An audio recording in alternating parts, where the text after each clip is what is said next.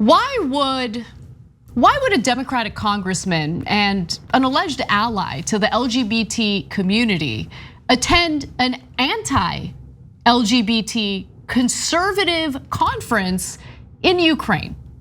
That's what I want to know. That's the question that we should ask Representative Juan Vargas of California.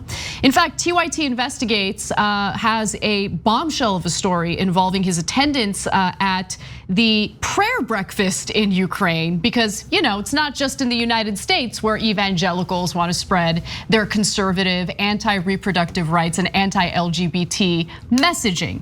Representative Juan Vargas, an LGBTQ ally in the United States, was a featured participant at an anti-LGBTQ event in Ukraine last week. The annual event is also a hub for opponents of reproductive rights, and this year included a side discussion on defending conservative values. In fact, let's take a look at this tweet that makes it abundantly clear what this was all about.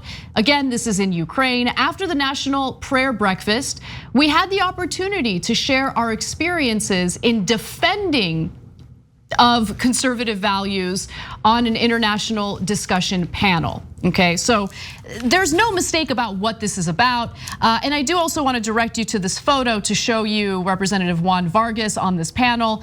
He's the one who's got the headphones on, chilling, having a back and forth with conservative goons in Ukraine.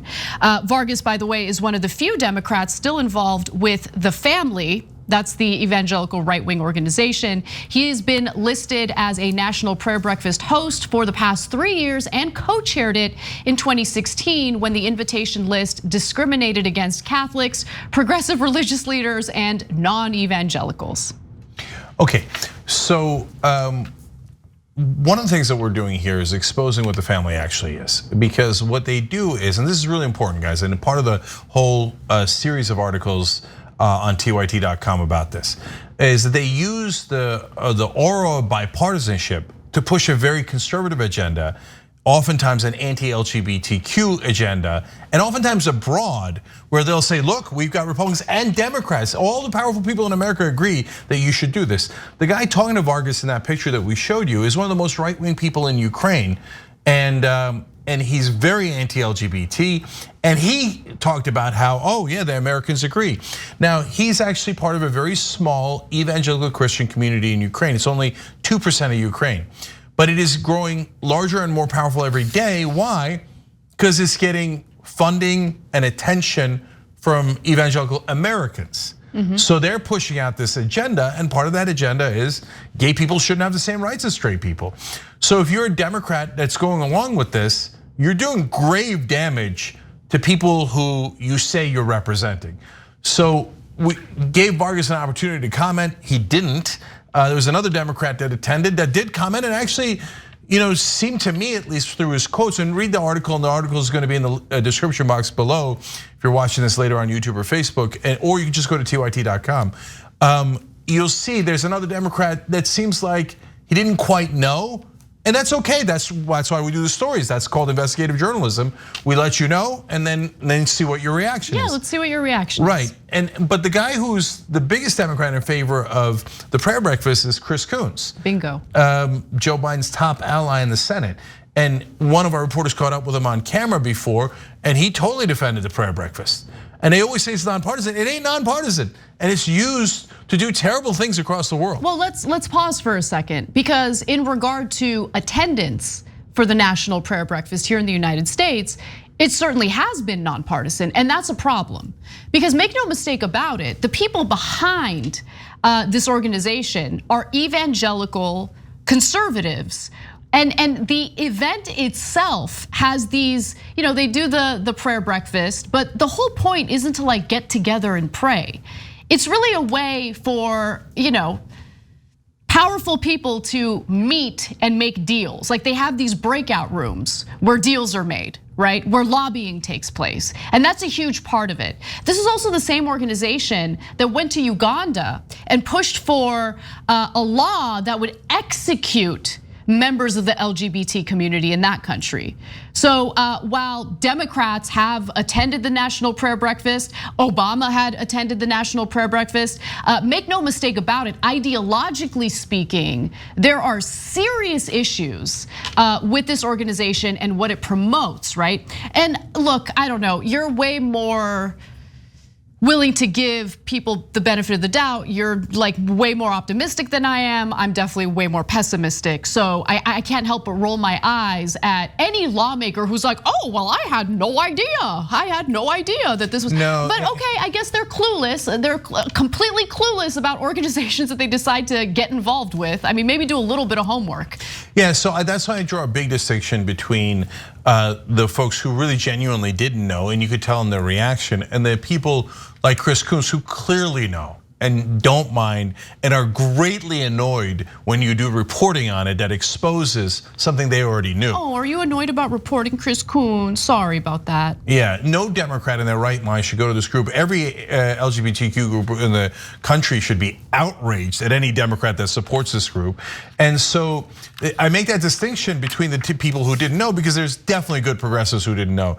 Once we brought this reporting to Ro Khanna and Ted Lieu, they immediately pulled out. Because you have to understand, in America, the media did propaganda in favor of this group for decades. They would constantly show Bill Clinton and George Bush and Barack Obama and all these people, Hillary Clinton, going to the breakfast and like, this is nonpartisan, this is nonpartisan. And then they do the breakout rooms where they convince Mike Lindell to support Donald Trump and give all of his money to massive right-wing causes. That's another article at TYT.com that got a lot of attention, okay? And then they send legislators, including Democrats, abroad to push an anti-LGBTQ agenda. Some of them winning, some of them unwitting. But now you know, you got to pull out of this group, otherwise you're complicit in what they're doing. I want to also direct you to some of the statements that were made by a representative, a Republican representative back in 2019. So this is in Ukraine, it's the same event, but it's not 2021 or 2020, it's 2019. So Family Insider Representative Tim Walberg tells Ukrainian prayer breakfast attendees that if he does what God wants, regardless of what my constituents think of me, the God who I serve will be pleased. In the same speech, Walberg praises then President Trump's support for supporting marriage between a man and a woman for life and for life from conception to natural death.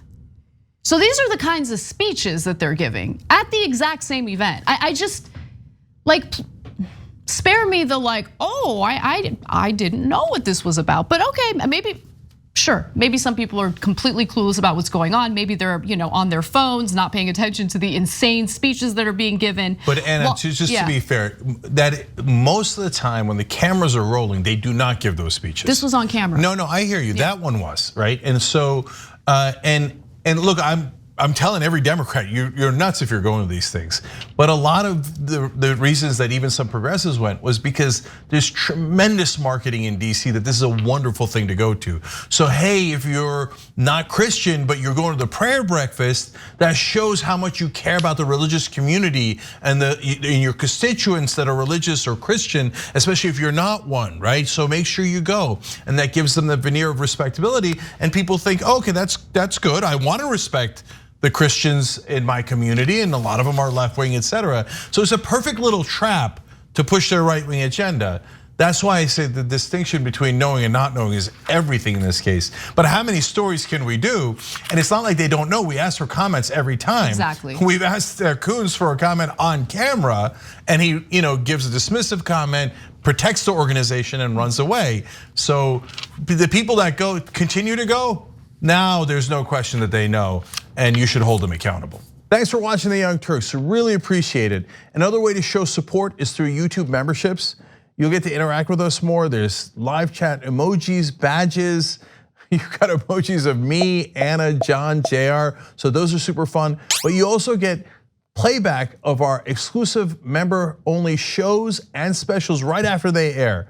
So all of that, all you gotta do is click that join button right underneath the video. Thank you.